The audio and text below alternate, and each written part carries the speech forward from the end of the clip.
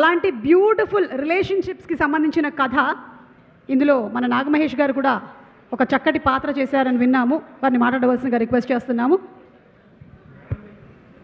అందరికీ నమస్కారం అండి.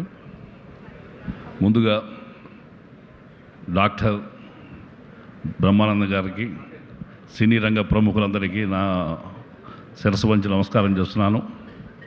ముఖ్యంగా మానవత్వంతో దైవత్వాన్ని సంపాదించుకున్న పెద్దలు డాక్టర్ ప్రకాష్ ఆప్టే గారి దంపతులకి గజం భూమి కనపడితే కబ్జా చేద్దామనుకున్న రోజుల్లో 70 ఎకరాల భూమిని దానం చేసిన దుచ్చర్ల సత్యనారాయణ గారికి,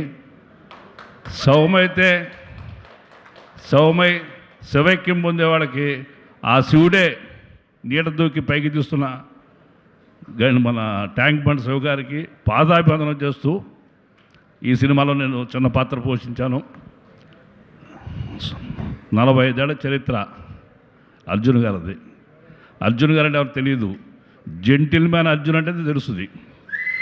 ఆయన ఎంత సహృదయులు అంటే, దీంట్లో చిన్న పాత్రకి నన్ను డైరెక్ట్గా వాళ్ళ మేనేజర్ ఫోన్ చేస్తే నేను పరిగెత్తుకెళ్ళి యాక్ట్ చేస్తా. చిన్న పాత్ర అడిగితే ఏమనుకుంటాడో అని ఆయన నాకు తెలిసిన ఒక పిఆర్ఓ వీరబాబుకి తెలియజేసి, అడిగి చూడు, నేను అడిగితే హర్ట్ అవుతారేమో చిన్న పాత్ర అంటే అని ఆ మనిషి ద్వారా నాకు ఫోన్ చేస్తే అని చెప్పా. నేను ఫీల్ అవటం ఏంటయ్యా, అర్జున్ గారికి నన్ను అడిగారంటే నేను ప్రివిలేజ్గా ఫీల్ అవుతాను, నేను తప్పకుండా వచ్చేస్తాను, చెప్పండి వస్తానని చెప్పి చేశాను.